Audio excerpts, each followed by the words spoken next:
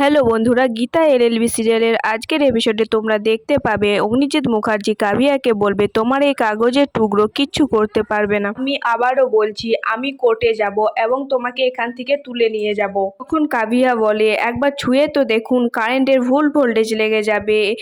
আর গীতাকে তো আমি খুঁজে বের করব, ওর সন্তানকে আমার চাই, কারণ ওটা স্বস্তিকের সন্তান, ওর সন্তানকে তো আমার চাই। তখন বড়বাবু বলে যে ওর মাথা খারাপ হয়ে গেছে। এটা শুনে পদ্ম বলে হ্যাঁ, ওর মাথা খারাপ হয়ে গেছে, ও পাগল হয়ে গেছে। মা মা ওকে ডাক্তার দেখাও, কৃপান ওকে ডাক্তার দেখাও। তখন কৃপান পদ্মকে বলে তুমি একদম চুপ থাকো, একদম চুপ থাকো। তারপর কাভিয়াকে জিজ্ঞেস করে, বলে তোমাকে একটা কথা জিজ্ঞেস করবো? তখন কাভিয়া বলে হ্যাঁ করুন। তখন বলে গীতা কোথায়? বলে আমি জানি না, গীতা কোথায় আমি জানি না, আপনারা এখানে কেন আছেন? চলে যান এখান থেকে, জাস্ট গেট আউট, চলে যান। এভাবে চিৎকার করতে থাকে কাভিয়া। তারপর সবাই সেখান থেকে চলে গেলে অগ্নিজিৎ মুখার্জি বলে আই উইল সি ইউ, আমি ফিরে আসবো উইথ পুলিশ ফোর্স তোমাকে তুলে নেওয়ার জন্য।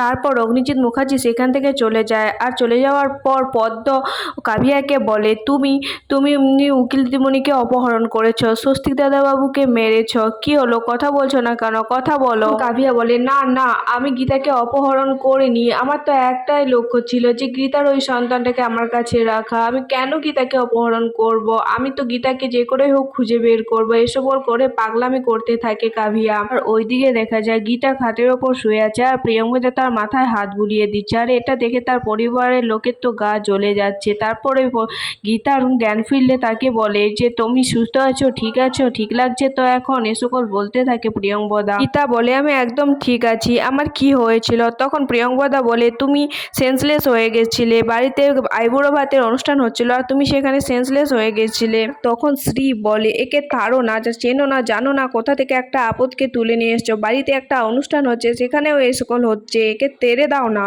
তখন প্রিয়ঙ্গদা বলে প্লিজ শ্রী এরকম কথা বলো না। তখন প্রিয়ঙ্গদার হাজব্যান্ড বলে ও তো কোনো ভুল কথা বলে, কে না কে রাস্তায় পড়েছিল, তাকে বাড়িতে তুলে আনার কি যে দরকার ছিল কে জানে। তখন প্রিয়ঙ্গদা বলে যে এটা মানবিকতা। আর তার হাজব্যান্ড বলে ঠিক আছে, মানবিকতাটা ঠিক আছে, হসপিটালে দিয়ে দাও, পুলিশের কাছে দিয়ে দাও। তখন প্রিয়ঙ্গদা বলে হসপিটালে তো দিয়েছিলাম, কিন্তু হসপিটালে এটা বলে থেমে যায়। তার হাজব্যান্ড জিজ্ঞেস করে কি? তখন বলছে পরে বলছি।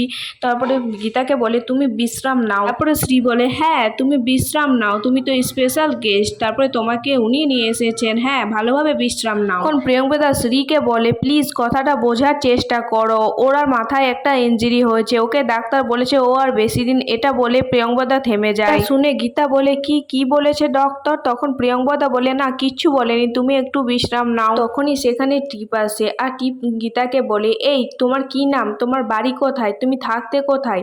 একদম নাটক করবে না, একদম না। তোমার এতই যদি চোট লেগেছিল, তুমি যদি রাস্তার ধারে পড়েছিলে, তার মানে তুমি অ্যান্টি সোশ্যাল অ্যাক্টিভিটির সঙ্গে যুক্ত ছিলে। এক সেকেন্ড, তোমাকে আমি কোথায় দেখেছি? তখন প্রিয়ঙ্গদা বলে কোথায় দেখেছ? তখন টিপ বলে কোথায় দেখেছি মনে করতে পারছি না। টিপ বলে এক্সকিউজ মি প্রিয়ঙ্গদা চ্যাটার্জি, তোমাকে এই মেয়েটার ওপর অত সিম্পেথি দেখানোর কোনো দরকার নেই। ভুলে যাবেন না আপনার মেয়ের বিয়ে, আপনার মেয়ের সঙ্গে থাকুন, তাকে সময় দিন আর শুধুমাত্র তার কথাই ভাবুন। প্রিয়ঙ্গদা বলে তোমার ব্যবহার এতই খারাপ না যে তোমার কথা ভাবা যায় না। তখন টিপ বলে তুমি এর থেকে ভালো ব্যবহার পেতে পারো না, কিছুতেই পেতে পারো না। হ্যাঁ, আমার যার সাথে বিয়ে হচ্ছে তুমি তাকে একবার দেখার প্রয়োজন মনে করলে, একবার দেখলেও না। প্রিয়ঙ্গদা বলে তুমি দেখাতে চাওনি, কারণ তুমি আমাদের দেখাতে চাও না।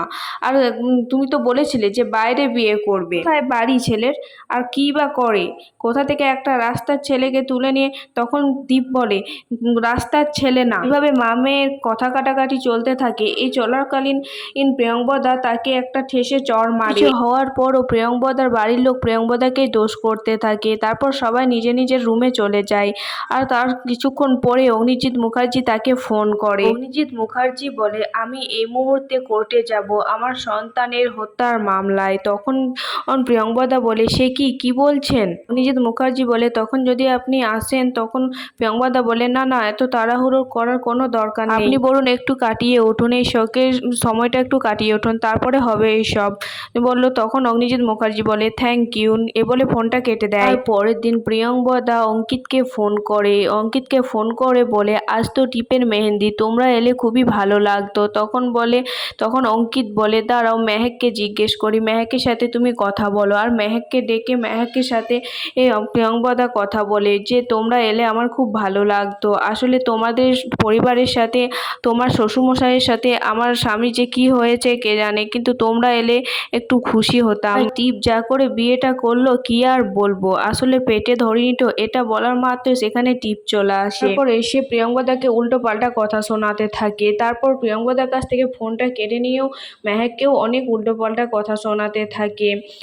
প্রিয়ঙ্কাদা তো ফোনটা কাটার অনেক চেষ্টা করে, কিন্তু টিপ কিছুতেই তাকে ফোনটা দেয় না। তারপরেই সেখানে শ্রী চলে আসে। শ্রী বলে, আর এই চিৎকার ভালো লাগছে না, তোমরা যে কি যে করছো সারাক্ষণ কে জানে। এই বলে তারা দুজন ওখান থেকে চলে যায়। আর এইদিকে ফোনটা কাটার পর অঙ্কিত মেহেককে বলে যে সত্যি আমরা গেলে হয়তো কাকিমণি একটু খুশি হতো, কারণ ওদের মধ্যে সম্পর্কটা তো অনেক দিনই খারাপ হয়ে গেছে, আমরা যদি যাই তাহলে একটু হলেও ভালো হতো।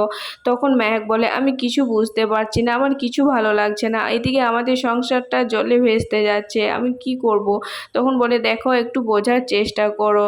তখন মেহেক বলে, ঠিক আছে আমি যাব। সেখানে গিয়ে পদ্ম আর মেহেক দেখে সেখানে অনুষ্ঠান শুরু হয়ে গেছে, আর ওখানে নাচ গানও শুরু হয়ে গেছে। আর অন্যদিকে অন্য রুমে গীতা শুয়ে আছে। নাচ গান শুনে গীতা তো উঠে পড়ে, আর তার মেহেকের সাথে বা তার নিজের মেহেন্দি এসব মনে পড়তে থাকে, তার স্মৃতিগুলো।